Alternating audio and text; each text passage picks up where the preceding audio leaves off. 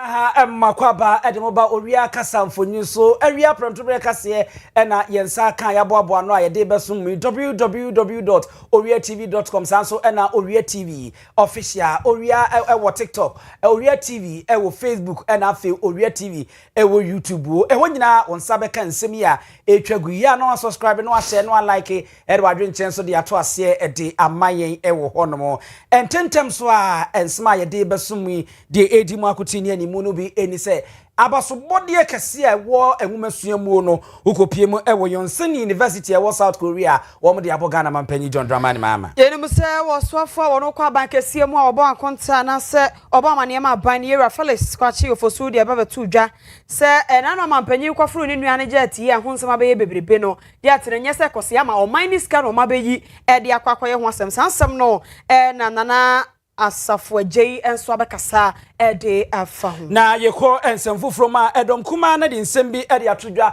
se nefu amaako bese na se busumi dunan nie akatua wo se de ma nursefo no aban atwi nani osafo a wo hye akobedi ensem so ede kokobo aba se companies ahodo a wo mo ye adwuma wo enkran ewiamuhyan ejina bia no wo bia contract wo de ma wo mu nsem ahwe ni so no ene no betwa contract mu abasobode kese akọ ede aba ma wo mo a entoaso suku nsọhwe wono twe no mo bo mo modin ewo mu no osofo abede etwosho manwumasian nsem so eyeyura Clement Abasi apako de atodwa se ne de kamia koyese adisiafo nkotena se nkotwero so hwe no so hwe mu wiamu ahodo no ya doso pabredru se o se pe kwan pa bi ede efaso madama we NP ne kan ho a awie ya ne se kase a ye de eba beso mu Dwapin Rural Bank eye adwumaku a wono maso yase na wono ma hye yimfurum a ye de kase ye bremu ene awie akenkan fo mbeti ye nka awie eye me abusia pani owusu aduomi minimini aba ajwa nyako abronoma afi kase no enchemu Ghana mampanyi edaso ewo South Korea amemu na abasobode enede yi South Korea Japan ba kwa ye friend say Yonsei University wono abo modern ewo wono kropo ye friend so mu na womo ede ama Ghana mampanyi John Dramani Mahama no eye honorary doctor of philosophy the can say PhD no public administration ye ene wo matabri ene wo de aso na wo ede abo na baso chenchenche ewo pa enye asem ketwa abradwumadie ekoso no penfo ni ntini adwetwuru anu mo eyesuapon no mu mpanyimfo bi a wo nyina de wo manu nyam ebeta ekire ewo ho Yongdon Sam na owo bi sanso ena Kim Yong Chong wo so na owo no mu bia wo de abasobodie ede ebo no na eno na Ghana mampanyi so mu se twe na wode aseda chenchenche ede ma wo no kasa de afa wo se nokwasem ni wei aya ni munyam se a wo de ahye wo no na nye wo no nko a Ghana fo nyina eka ho ebiemu no eye ade a ebe hye wo man Ghana ayonkofa ene kroye ene biakoye a eda wo man Ghana ene South Korea man ntem no ebe hye mu kinapa wo tufo na wode akire ewiase ne amansa nyina ntiti South Korea man ne Ghana man se eye se ye nyina ebe tena se ne ebe dinkita ho ye beto ato adwen so adwen sense ye beko ye ho ne ye de akode ne ade ebebro wo se eno de emoa emo man kikire enkonkan. I thank the Korean government and people for the warm hospitality extended to me and my delegation during this visit. I thank the Board of Trustees, President Yoon, the faculty and staff, students of Yonsei University for this memorable occasion. And I say in Korean, Gamsamnida. This honor you have bestowed upon me today is one that I accept on behalf of all the people of Ghana as a symbol of the deep respect and mutual relations and admiration that exists between our two countries. Now the difficult one. EJ Butao Opa Gangnam Style. May the friendship between Ghana and Korea continue to grow deeper and stronger. May we all commit ourselves to choosing peace over conflict, cooperation over confrontation, and hope over despair. May we always lead with truth and strive for excellence. And to all the young people in Korea, especially the students of Yonsei University, I say, Rating.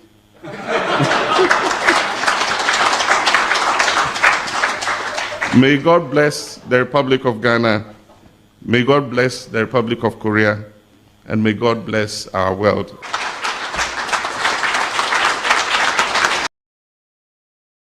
Ana mampanyi John Dramani Mahama wadi tudwa na wada South Korea ban animu mpanyimfo enyina ase. Na enche bia na Ghana mampanyi etu kwan na kwantuo mu no wodi ni nua Ibrahim Mahama ene private jet en wode ekosa kwantuo no na no ena ho nsem bebre sore yetitiru ma hyebedwafie dom kuma wa ma hyebedwafie ene sore ya wo bebusa ase na se no a oman ya wo jet ya mampanyi di tu kwan a enu ni si ho ani nua de en wode di akoni abai se ka bi budget ne ho a ada ama o ye to no ene ye kwakọ fiti to de akwakọ ye anase bibisa na eba bekosonye dom kuma ne kwa ne kan ye Imani Africa think tank for so ebe kan bia na omo kyerese sa de na akoso no eya de a eni kwasa mampanyi eyesa sansem yi ena nam so ema woswafo a wono owa bankasie mu a wono ena bo amane ema ban no Yera Felix kwachi ofosu ababonten abayi ano se ewo mu se mampanyi di ne nua no private jet ne tu kwan de ne so yen hye ne so se private jet ne bibi se wo ho se ye maintenance se ye bia sie bia baba private jet ne ho bia enya oman Ghana sika ene ye kwakoyi ede akwakoye Yera Ibrahim Mahama ne private jet ne ho asiesie o se yente sa enye san so ena ehon hyehyeye etie Yera Felix kwachi ofosu. You see the insensitive, you see the hypocrisy of the NDC. New presidential jet is being procured together with other aircraft for the Ghana Air Force. Indeed, one of those aircraft, the helicopter. No, you said President Mahama is traveling with his brother's flight, which is at no cost to the nation. Have you ever heard anything such like a free lunch before? Have you ever heard that? Now, you tell your ministers not to take gifts. You tell your ministers not to receive anything in any form or shape or whatever from anybody. Yet you are taking gifts from your brother. So what is the basis for you telling your staff or your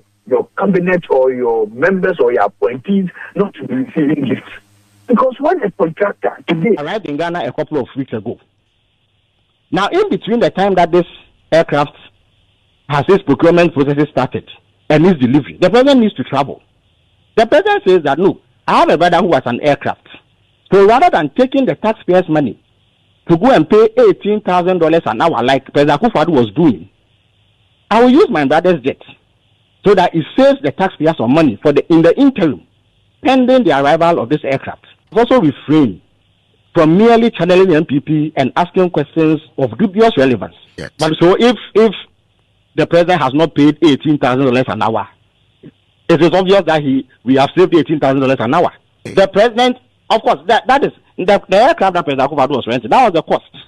But the point is that when the president uses his brother's aircraft, he doesn't pay because he doesn't rent it. Okay. The pilots who pilot that aircraft are retained by his brother because they are in his employ.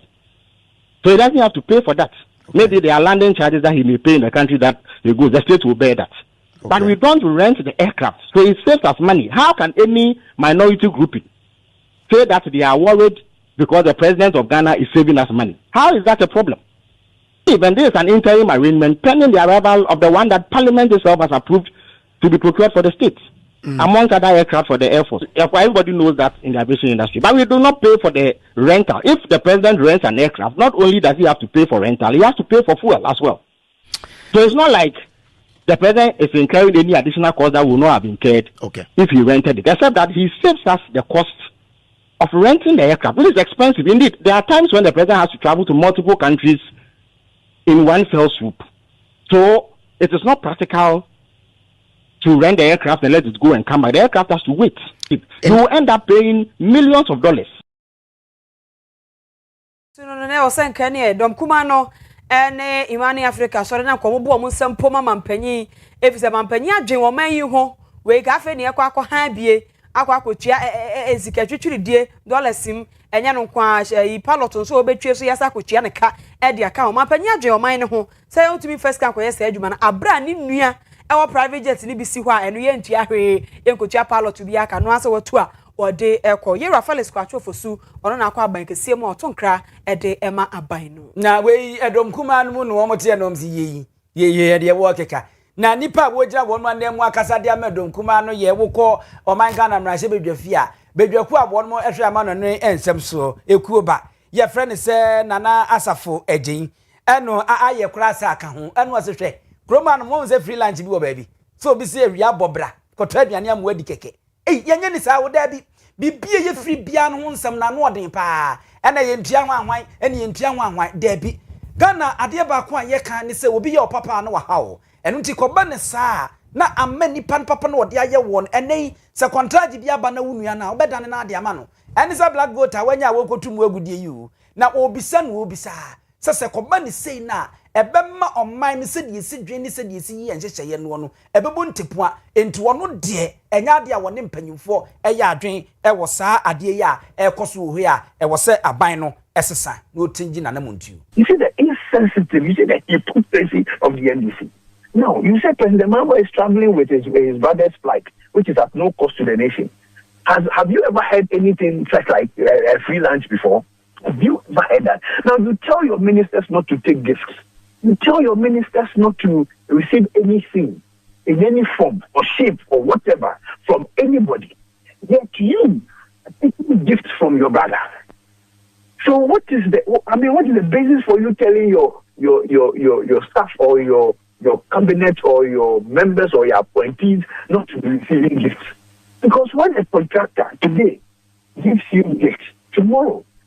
he takes it somewhere else. When Ibrahim Mahama, who is a businessman, gives his flight to his brother to travel, tomorrow you will receive a contract. He will be awarded a contract. He will get concessions. A whole black voter will be given to him. It is the price we are paying as a country. So if today you are telling me that it is for free, you are lying to yourself. It can never be for free. Because subsidiaries of the companies of the Ibrahim Mahama will get businesses, will get concessions, will get natural property, minerals of our country to be mining and making that money and paying again for their brother. So does it mean that when the minister takes a gift from you, because you brought the code of conduct, and the rationale behind the code of conduct is that Mampanyina waye nhyehyɛ sɛ waso afo mu obi ankwaje akyɛde mfamfiri baabi a wo de otankwanje no waye wani ba agose ni to oboman ɛna wo je akyɛde efiri wo nua ba ma ho na akyire yi sɛ bibi ba na wo nua ba ma na wo sɛ de ma na wo bɛda timi nya okoduro akasa wo mpren emfa ema no nana Ejin Aye, ranking member Foreign Affairs Committee in Parliament. Yento so ida yemfa Kaseɛ bono enko asoye hye akobadi ho ensam so na opanyi anaso sofo da no de ababatu dwa se ye kasa ya Magdan Aviation Company a wo no na wo ye adwuma e wo Enkran International Airport Accra International Airport hono na wo adwuma wo ye no wo ye adwuma e wo terminal 1 hono me ho ena na mpanyifo mo tumi krata wo eye wo adwumadie na mpanyifo de ababatu dwa sen krata asem bi e wo adwumadie mu a enko yie Obani kan bo mo kokwa afia hyase na so so ma anye company ne ba abonte be ka se omo ne airport no aye adwuma ache eno nti se bibia ne kwa kampanyifo mo kwan na ne omo hwe na nsakra ye ahodo bia won krata asem bia wo mo nya na kwa ntumi nto omo dwumadie so na so ye ka se also afọ de ababatu dwa se da bi Magdan Aviation Handling Services Limited wo mo atwa mo contract jim eno also afọ ne de so de kokobo ekọ e de amanyuma kwa ahodo nyina ye adwuma wo Accra International Airport se wo bia wa wonim se won krata asam nye eni ma bi wo ha wo ye ewa Accra International Airport ho a enko yie no hwe ne kwasesem enye saadia ene aban no wotumi se contract no ekuta no otwam na odwumadie no a wodi no ugyae ewa Accra International Airport no so afoi Yewra Joseph Bukari Nikpe wono no Owia Kaseɛ bo ekasaye. The government and an airport will operate with rules and regulations. When you are given a contract,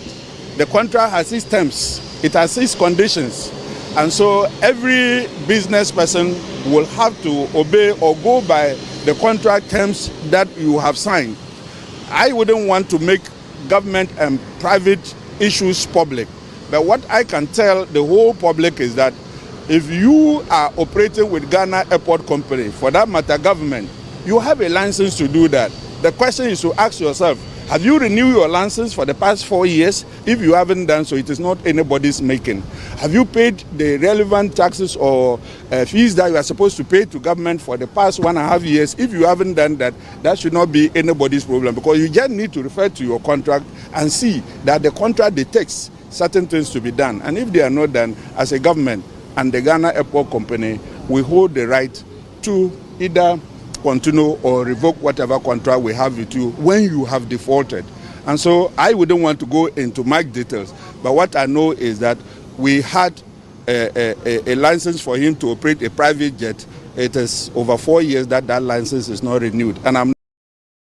So far, one or share a comedy and some so ye Mayemo Joseph Bukari Nickbe. Edon Kumana Shasia, de was shepherd, the more day, at the Agua Bino so say, a bosume maku edunani. Yenian man as for one more boa doctor for Emma, one more a boa woman, our Irishania, Semuno, a bin marketia, one more entria, a draw 3 year pa. Was a year per Irish papa mapa, a bejan and number of such bases bontimu, cocoa, na a besa, beno, me mooning nabenya home for soa. And in a way, I dear back was commanding and equity recent remain new Santamo. What if you would not fear 2 1 more bow? So be a year, Juma Bosumi Makuma could do nine, Nana Katia Maye, Hupa, and Unti Abanon Tre, no young Wajuma. Now, Daman go, Mnashebe Jenny, Samuel, on William for a Bujinapo, and Owia Kaseɛ. Wobe was say, and Yanon Qua. Bosumi dum ye nunu kwa wonu du nan no a wo mu ntwe o moka no kwa wo no ne wo kasa ye wa na sefa wonu mokosuku agentete awie nipa ba sempim dum ye nsa ne ahenum a wonu so te wo mo to so e wo fie a adwuma abaye yi nanie no atwi nani ye na adwen se wo ma wonu adwuma mo mo nya wo se no so wasam e ha adwen pa na no kra ansi na wokọ man Ghana mrahye bedwafie a apomni committee e wo no mo ekuo no dwom trani ya friend secret mark na wani and was Samuel entro na wutwa ma ne ya akono se wosenye no kura da enipa be sampim du miensa ha nu ya wo kan yi na nadan ko akufo ado ne eye Samuel bugina pona ankasa aban wo mo ma wo no adwuma abra wo no penso no na enso sika sem wo nhyehyɛ ne wo se wo no bie kwa mu na broni cancer financial clearance na wo mo da wo se ne be wo benyo makatua no wo mu twi wo mani wo ma anyo abayi bai wo de nam yeso ene ahokeka so amenne yi wafa wo mu nyina adwuma yie a wasa hyase a wo tue wo ka wo mu nyina wo tue wo no ka wo no enti ensem a da man gomra hye bedwani yewra Samuel abuginapo e ka no no wo se enye no kreda in the public service of our country nurses who have been recruited have not been paid salary for 14 months.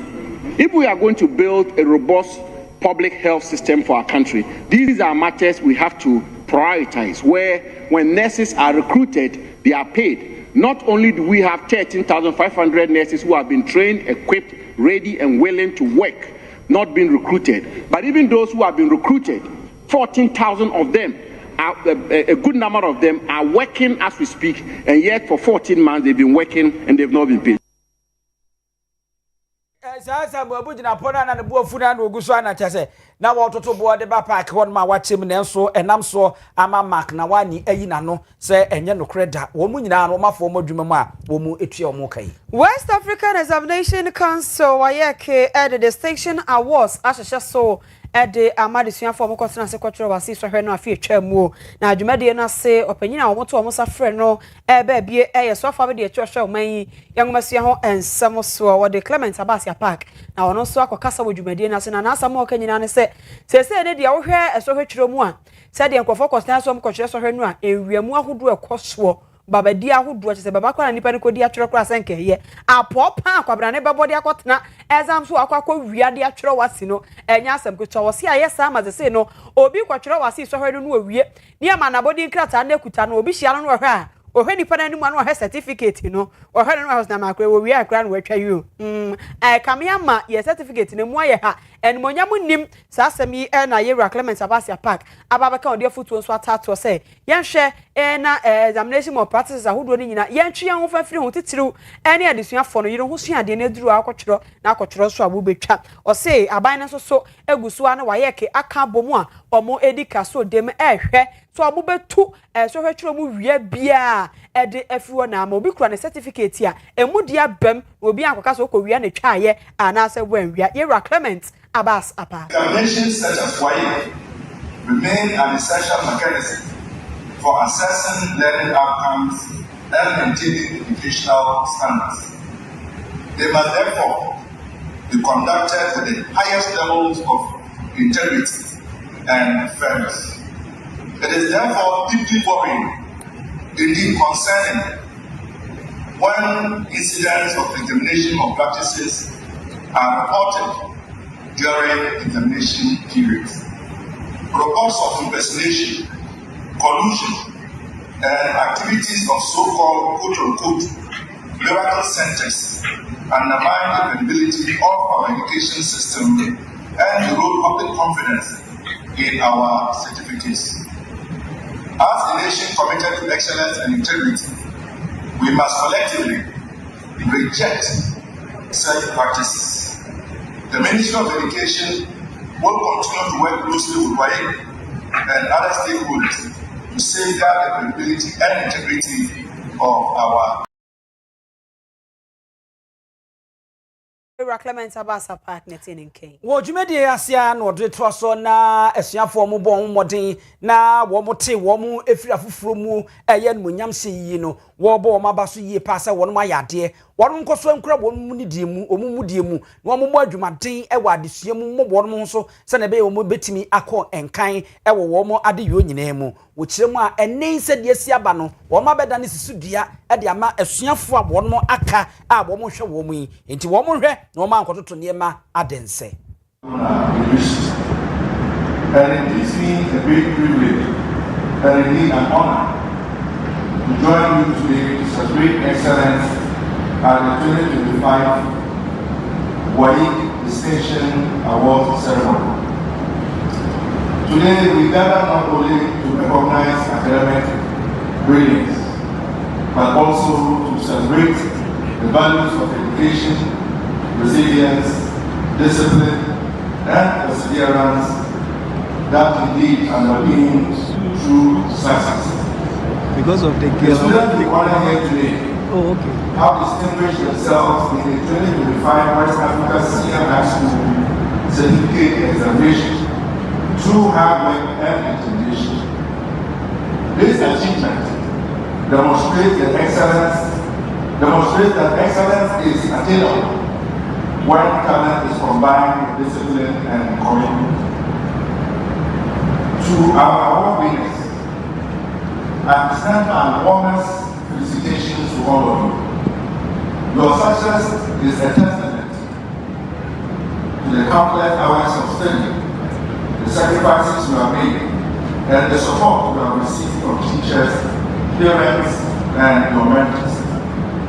You have set an example for students across the Republic of Ghana and beyond, proving that with focus and determination,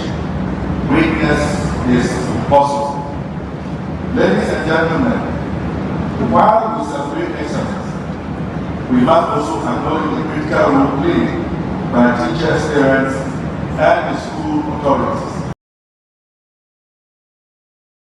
Na wo shemu kinase obesre wo mo ani ntini adwotwo wura wo mo hwe ensore so se wo mo nkura wo mo die mu na wo mo mmodin kwa mo befa so aban no so ye krado se wo no bedi kaso bom na afei emudie ani anidie ni bu ese fata wo mo e wo nsore ne ni twiro mu no wo betimi anya na agina wo mo namro so na abo amane ma etimi akonkan. As a nation committed to excellence and integrity, we must collectively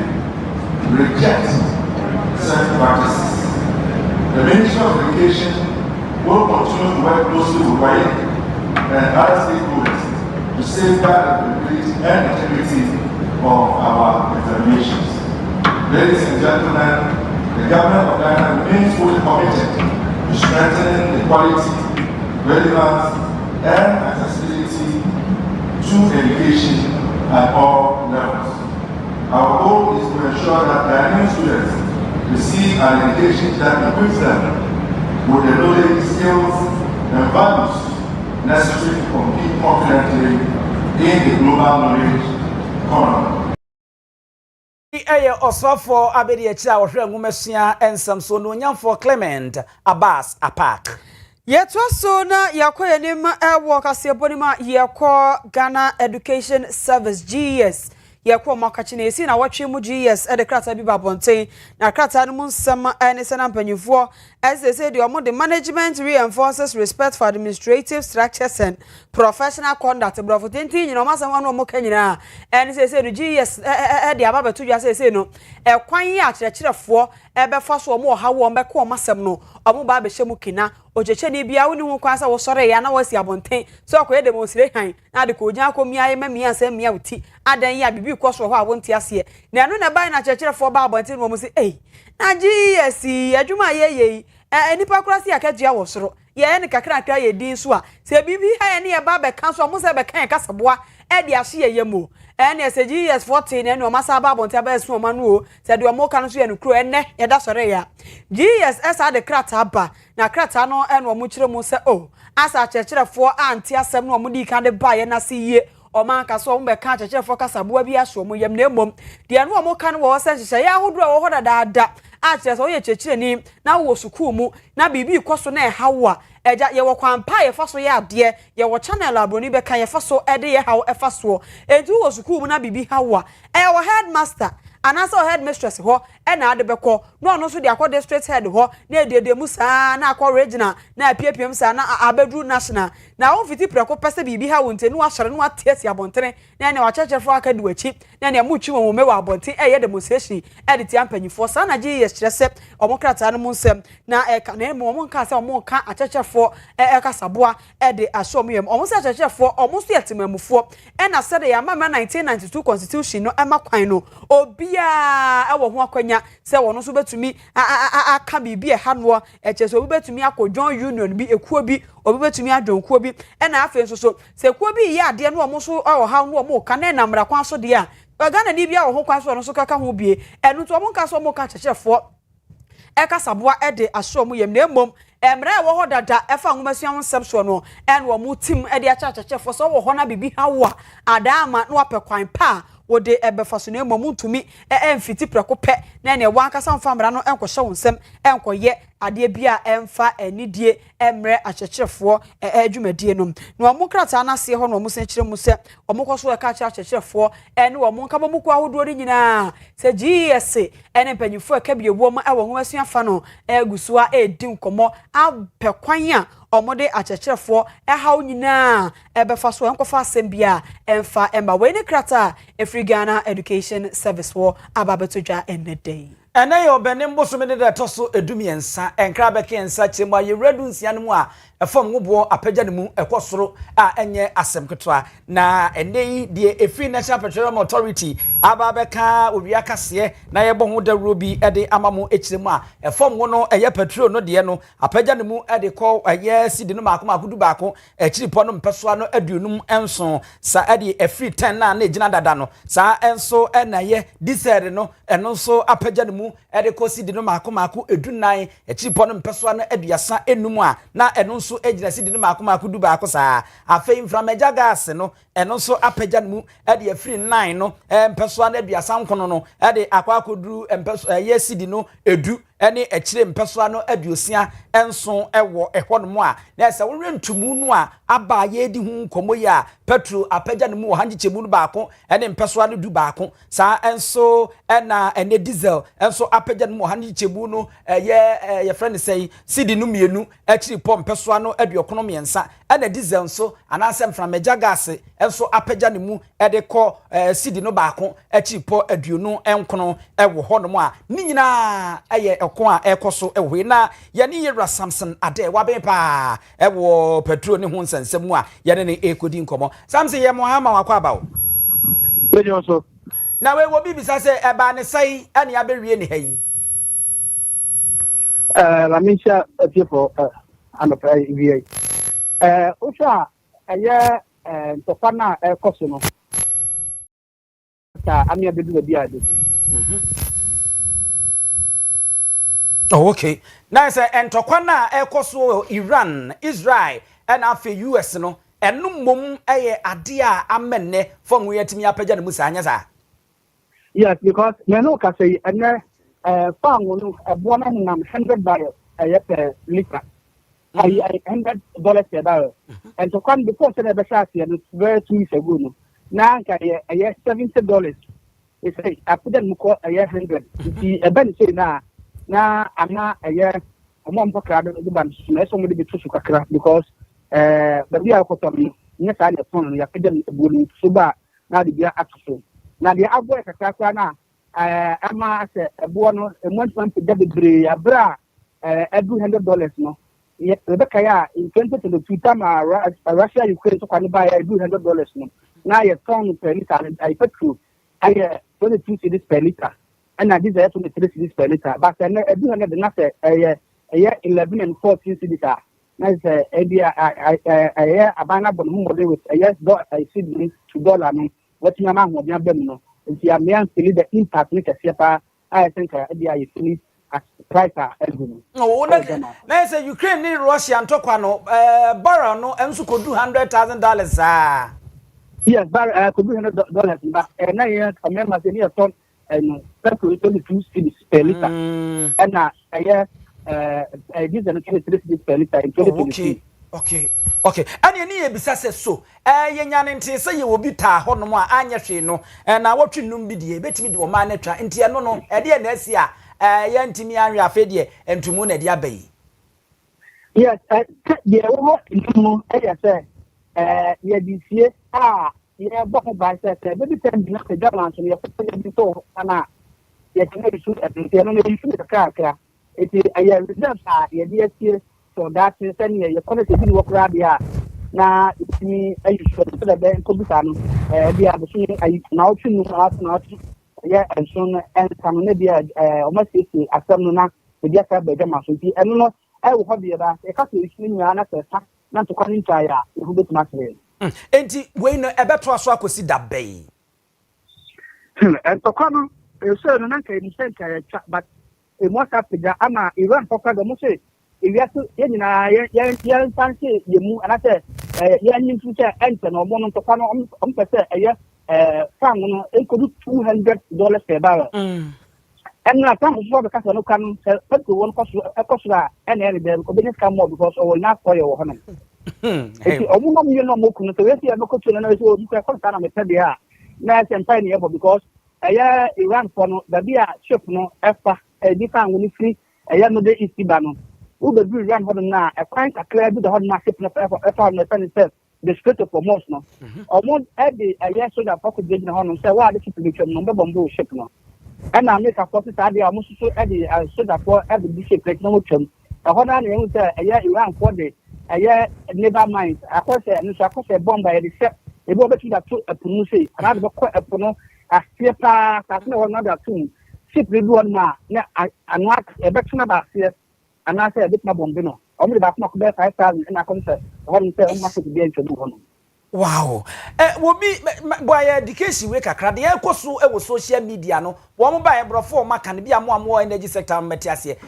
price floor eno no de ade bi no mo gi wo atinyi se we no level na aba no enje se ye bo no na ebom wo mo se floor price ase ho ahwan ne ade entemu na ne sei price floor is better aya ebo no so utum a utimi ntum e ma ne mbro petrol no 11 cities no e ma ne mbro and this is to be to number 14. We bet not on it, 10.90 and after 10.80, but on to Emanembro a year price now or more a chance. A limiter, you have to so to my own limit. Nemo move bet me at a swab a ton on 9 per liter. Never want to mean to Emanim could do 15 per liter. Yes. Okay. And it's about the bonus of the limiter so won't mean to someone and back down and tracker. Oh, okay. Something ya da se wi ni nchirimu a wo de amaye. Yes, brother. Ejabusia ora Samson ade ene eteni nka na wo chirimu no ye me kura nka me bisa no kopekifo na ede no mde betu dwa se 1 liter be ko sidi no du nwotwe ma Ghana fo binum yam chichi wo mu enu ze de adwade aye no mo mpeda bi wo soro ha mame mimi say na ene me ba weekend na ese makoje ma home ne maba na ke ayi Samson eh aha we de me da se wa mfa nto so kopeki mu nwemu a mo de ba ye na mo se nka be ko akoduru sidi no maako du nwotwe e ba ne sei e na enu hoyi. Yes, I know. Yeah, also Bank of Ghana and a buying so abom model because a year dollar rate no more the more no. Or more exact to special one the more coffee pound whenever. I didn't know ama a year almost so no the Bianca or more who say because could be 18 and could do so because a bano as so much instead of a bono and cost Mama Crawford, your man is so much any media no so pa. Na se nye abosimu kan ya trobi na mucha. Yeah, baby, and also come about so epic and a more on the my man uncle do sir. Okay, me da se pa real. Enti afedi me ne wi me question ni nyina. Enti said the American mo pɛ da bi ncha ma me ba adwadan to fiada no na se weekend no makoje ma ho me. Wo Owia ya de kan Kaseɛ. Remfi. Pesa me Kaseɛ. Adu impo na aso ne aso no so nya de. Edio. Obo bujika na so. Owia TV kasa fo nyine so no ne gu so a wo hye wi apram so bra Kaseɛ bo gu so a ye kenkan de ema no Kaseɛ bo so tie our precise 105.9 FM. Semni bi wo ha ye nko so na ye kenkan FM. Ye kwa afenyo ho. Wono na wokọ emrahye badwafie ho a edom kuma wo ho woyi wo mo sahene Yero Alexander afenyomakin na kache na yedrin na we de wa twa bi pa de amadom kese no wo emrahye badwafie no na wo se wono de wo ka che dom kese ne se e ma ne nyu wo mo se wo mo no dom kuma no wo mo numbers ni wo fo mo nti wo mo suro dom kese no na o ma hwe yi a obema backbenchers emrahye badwafo no a wo mo first time kura ni wo emrahye badwafie ho no wo mo na wo mo ne dom kese no de afeso na ndo wo se wo mo de wo mo suro hwe de no de fear anything chie dom kuma no wo mo so anso mo ye powerful said wo mo di no etie no micro minority just wo mo ho den ya wo mo egina wo mo na so sa na honorable Alexander afenyomakin enso ka yentie nsem no. Motion 57, which has to do with the Gold Board and Bank of Ghana situation. Mr. Speaker, the IMF report to us, to the country, is that there was 7 billion losses as at 31st December 2025. Mr. Speaker, and we need to debate this matter. Debate on radio is not debate in public records. Let us deal with this. Let there be a ruling. Then we know that, Mr. Speaker, the matter has been dealt with. So as for the motion I am making an application for, it is not one of the motions that Speaker has indicated that he himself wants to preside. In all fairness, and Majority Leader, I have been fair with the facts. I don't want us to say this and that. Look, I have Asafoje, he's there.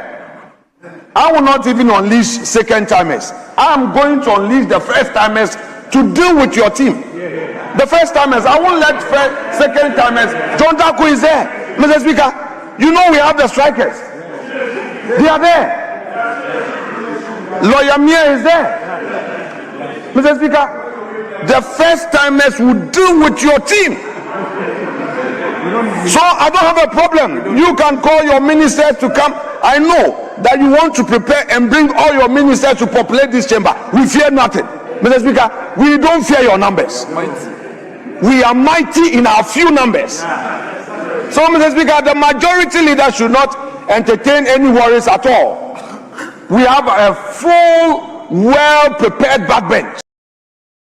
Minority Leader Yero Alexander afenyomakin eno no ma dware asisi obuko to ahye so African wa betra mra se bedwafie o ma wese o ma no be kika Gold Board asem ne IMF ya krata no de ba ye ni mu nsemu a na o mo ba ya mo ma sa etu sa asem na kwa kwhyeda mo twen ade mo so afo akukuda ma beguo o mo so bo mo ho ye pa eno mo de wo mra se bedwafie ho mo first time simpo eno mo de ebehie o mo na no achi na ekuapem not mra se bedwani Yero asam ya oku enso se na ban yi kura o wache no ka so bank obema mabuna dwuma yo enso ban yi ba ye sa dan Instagram government aban ne nya hwe mo amabunu no na de eku ni kura ye wa yi program no asa ayi youth employment agencies a program no a o mo fa mabunu mo adwuma ye mo kakra no amfie mienu mapam mo so ko trefi no ma sa afoforo no o ba ya adwuma 2 years no ko tena afie no no fa so ba ne ba so ye nsie Yero asame oku. Speaker, I think what is happening in the country is pretending to be creating jobs for the young people, when in actual sense, it's like an Instagram kind of situation where you are made to believe something is being done, but not being done. The Speaker, again, if you look at the allocation from the DACF and to that of the NYA and that of the YEA, is worrying. Already the 10%, 5%, they are struggling to even release them. Now you have these institutions also struggling to even cope with the burden that they come face to face with all the time. So, Speaker, even the structural arrangement of even the YEA is problematic. A situation where you have young people being recruited and employed for 2 years. After 2 years, they are made to exit the program and we recruit another young group of people to be employed for 2 years. So clearly, it's a recycle of unemployment situation that we have in our country. Much more scary, Mr. Speaker, is the recent Ghana Statistical Service report, where in Greater Accra alone, 1 out of 2 young people that you meet remain unemployed. Mr. Speaker, that is very scary. And if in the midst of all this, you have government not having a coordinated strategy to employ young people, it gives us cause to worry. Again, let me buttress the point of my colleague that this settings arrangement of 133 or 3 people working around a 24-hour clock, it is clear that it's not going to work. For a year now, what they have established is a secretariat. The secretariat themselves, they are telling you they aim to recruit people. Mr. Speaker, so again, Yeah, that's all my Ghana Mrashebe Fiona, Mrashebe New Jembo de Matimefua, one more Ewo Gushegu, about Trompesia, so no yam for Alhassa, Tampuri, and so adding some dia Truja, now Wababe, Kokose, woman Yipa. Sergeant, that one and another Kufa, Vision, near Dunubaco, born who met whom no almost says, so Pejeswaya, Ayasabia would drop Musia to a petit menutu, and then Natawa Hani Dubacono, a bayer chineni. Abon baby pada bomi mfite duku mfano po mesima wade ho nyade a warrior no wasemunyo monya ne bebo ama ya rehwe ne ya reset mi akonkan pa to dansa na obi kura be yare e be kasa fa ne ko kesim no yesi wanya keto anu so no wode na ko ewo na mokura mo mo ye eye 133 for one job 2024 enu tinka we kura ne betimi aboa ama ne ma akonkan inti site na moje jade atototo na monkoye adwuma monkoye na de wosem pa ho ntoma so mompa na nhya ase anya adwuma. One of the most revolutionary initiatives ever since independence is the Agenda 111 initiative. Mr. Speaker, never has there been any audacious move to do. In fact, it's even Agenda 112. Because at the time that we were doing Agenda 111, we hadn't even considered Karaga. In due course, Karaga was added, so it became 112. But Mr. Speaker, sadly, you move around the sites of these Agenda 111 facilities, and you find out some of them are already in reels. 60%, 70%, 40% at different stages of completion. As the Speaker, they have been abandoned. How do we expand, healthcare facility, and then we abandon some of these construction sites? Mr. Speaker, one of the most difficult situations for the health sector is clearance. Clearance from the Ministry of Finance. And Mr. Speaker, that's the elephant in the room. And we must say it loud. The Minister for Finance has to give them clearance for them to be able to recruit. Mr. Speaker, so we need to find ways to deal with this situation. And the solution is not far from us. The solution is right in front of us. We can use the 133 formula, isn't it? You understand? 24-hour economy formula. The nurses are at home, other health professionals are at home. Some will come for 6 hours, others will come for another 6 hours. Alhassan Tampuri Gushegu Mrashebe Dwani eno na moteza woke ebi kura ye ntua moka sika no wo he a omudi kotua sa na ezifo kai asembisa wo bisa na enumu no na Mrashebe Dwafo aka se ne nditi bi mo ye mposo e ne nya asem keto akra da ma ngo Mrashebe Dwani edim na odwomtani a wono so eba apomden committee wo man Ghana Mrashebe Dwafie ma kekete na wani bono mu dim na wesi ntua aka wesi so boa ato na wutwa ye tua na eno so se ne hu nkinwase no esi ekoye eni. Nurses in the public service of our country, nurses who have been recruited have not been paid salary for 14 months. If we are going to build a robust public health system for our country, these are matters we have to prioritize, where when nurses are recruited, they are paid. Not only do we have 13,500 nurses who have been trained, equipped, ready and willing to work, not being recruited, but even those who have been recruited, 14,000 of them, a good number of them are working as we speak, and yet for 14 months they've been working and they've not been paid. I want to correct one fact. The previous speaker said that 13,500 nurses are unemployed. I think that is factually wrong. 13,500 nurses were employed before the NDC came to power, and they were not paid. As we speak now, they have been kept on pay. They are being paid now as we speak. So that is not correct. Damango ononyamfo Samuel Bujinapo ena yetene nka se wono chiremu sakatua ne mai ene ade ena afemi amenu ya bema ba kopɛ dwomtani market na wani. Mr. Speaker, let me correct that fact. Any so corrective fact na chese yede etro so akowie no. Yenta so na yanka ya waso West Municipal Assembly no na yeka se omo so akoto aba se the amendment 1992 constitution no any afa local government act no hye se fie mienu bia wasa mention assembly no ekoto aba no omo yi presiding member no omo so akwakoto omo edie na we no omo koto wieye no honorable tutu ani ono ena chese wadi enkonimu a onya abaye se ohamu abupan aduokron enum 95% and wono so edi enkunimu wieye a onya abato no mu enkunimde wieye ena ogina simpie so fa wo wia TV so ene ne manfo nyina kasaye yentie no. I am deeply humbled and sincerely grateful for the overwhelming endorsement and confidence you have placed in me as presiding member. With your support, I will work towards strengthening the deliberative and legislative functions of our assembly. Our meetings will be held on schedule and conducted in accordance with our laws and model standing orders. I pledge to be impartial, uphold discipline, encourage respectful debate,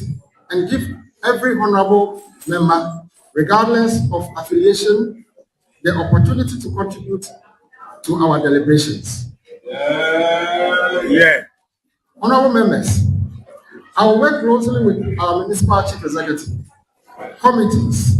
subcommittees, and zonal councils to ensure that our decisions reflect the collective will and best interests and address the challenges of our people. Honorable members, join me to celebrate a legacy of service, duty, and unwavering commitment of the first presiding member of our assembly, Honorable Benjamin C. Noti Okla. Honorable, you led with dignity, fairness, and remarkable dedication. In moments of challenge, you remain very calm, measured, and place the assembly above politics.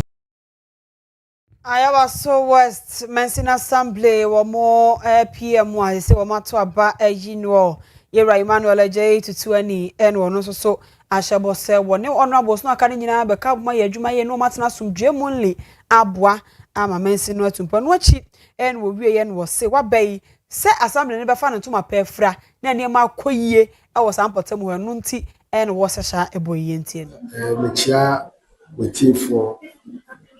and the say woman apanya we you no krese na bibida menis say bibie ebeba nanso no ewo and you want to say ntem bebrebe no you be here ka say fear delegates and say yawo dwe no sometimes no betimi are different from near colleagues no and as delegates no so ometo aba almost omudwe banyamencha de yen side ha de me colleagues me no mo e wa setina kwa no mutemi ase and said ye omubo mu echi odo so gubi edi kire me no no adwene nti ase so me wogide said o maye ne saa so no mbeta abechi said e be ya adwuma no metumi aye amana ye fe ye dikai assembly members your welfare eye bidi e wo ye wo give you idea friends say small honorables as small honorables no aduma bebre na ye wo ye matem electoral areas and ye honorables are said ye nya common fund and fund aduma now so obi would have be say on assembly members obi got am my say assembly members bibia a beba motem no na ye di assembly members achi amanfo ehwe ni say ye development beba nti no me welfare of assembly members no ehun hia me pa ti ona bo assembly member adwuma na eden pa we use of ketewa die wa Ghana ha free ho adwuma ba ko asa eden assembly member adwuma obi ni yiri nya asema ne abefro obi wu afunu kra ne abefro na bo obi awu ese sana omode ho mo botem ana no hu samali ona hani abenya no na bo obi awu da o me ndai sana omode yo ma o to so mo wefe ni hia wo enu tina na ni abra ono abu Emmanuel eje tutu ani ono na ayewa so west Mercy assembly so ma to aba ma no se PM wa se no oba be hwe ama omoso assembly no etumpon onye no nkobo adwumaden na ni din no ene ho na ma nkosa afi ye beka se ona bobo abetutu enti yento aso na yemfa emamo yenuan ma wo mo to kokoo yie ene English broni brofo kasa kakraka kokoo purchasing kreke na baako ene yewra yawfosu owia adechie so obra omahene yaw adubu ache no ahonhom na komamu anase na konwamu na wo dwene wo mai hu ene na pamfo no ene wo to nsa ba homa efre na won ne bo nkomo na ne nyina aye ekatwitwi di ebeda wo ne ade wo se ene Ghana mampanyini ene wayi watua ka ne de ama wo no nyina nanso wo moje ka no wo so de akotua ka o tie ne wo mu ni wo mu ho tew ama koko adwuma no aye no akoye den de ama wo mo ne to no se nane koko wa wudi hu dwayi no entosi kra bo e den che koko ebuo ni ani dia ne wo koko adwuma se ehwan ekofom se twim amen ne wo mu nyina edwane edi firi koko odwadie no ho na wo se de abeka akire kra eni nhyehyeye a wo de aba yeto buo no mu osra ne yanso yaba ne abetum yete so ne yanso yaba ne abete so wo se ebasa wo mu di koko mu dwato koko no wo mu hu de ade ni gina yie na wo mu de wo mu sika akwa akohyema ama wo mu nyina wo mu edwane se yenye yakono se beto koko ni bi because koko abafua to the sense ntozi kra ho abamfa so chen koko because se me kra koko se ya na se nyankoduru aban se mana se kisofo ngredi ya ebetimi ateso enne ana se china in the first no businessman ebetimi ni sika bechem ato koko na guo na abra aban ne nya sika no saa de na to atwa de ne okoko to mu se class phone timi ma kuafo ne bosia anase timi bo ngofo ne bosia sere bi omukoko ne ba ye de atena enne okoma bosia sesie na se kwoti koko so a waboka enti za tete koko to no ene koko dynamics no eni ho no biem sesie ya koko sika e ba ya ye di kotua ka no sese koko mo no so ho no ma e wo sika ba ye de to koko kuafo na te koko ni gudem ba ye nso se ye nkofa say I say because of say me kofa begu me custody me depot na say abani beti so china nko because me ati say obetimi ate so ateneta even tomatoes crash so be ban fa so achen koko adikronti ameka sa ne say bedru baby say obetimi ate koko so at any point in time obien ho no ma businessman bia no obe invest in cocoa business and we know say for over about 70 years there is no seed funner edito cocoa krom hanom individuals na companies na kwaji bond edibeto koko we owura yaw fosu a wono nso eto koko na se koko hu dwa ya bi na odie na mate se wode na mane bonsem ede ato ho no no nsami so na ye gina na nsama hodo ensaka na ye fi ha ayede so mo se Owia TV area prepare ansa na ye be kokora no ye na dwaben ase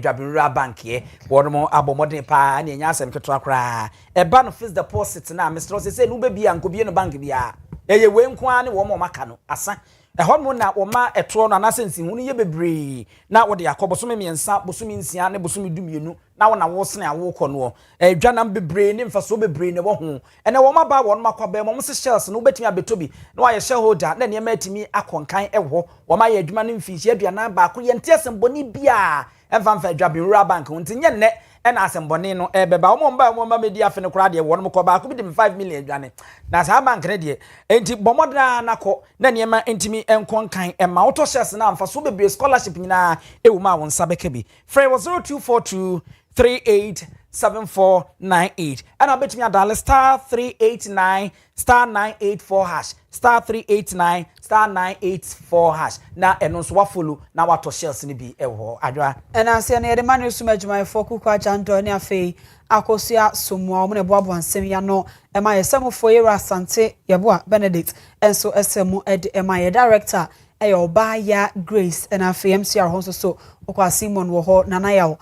wo ho Mr President wo ho papa ni mu nyina ne buji mu nyina wo ho a omo eboa ma kaseboy etumi ede ebre wanuanu mienu a awia ye beso momedin ede ajoa nyako abro no ma mene abusua pani owusu ediomi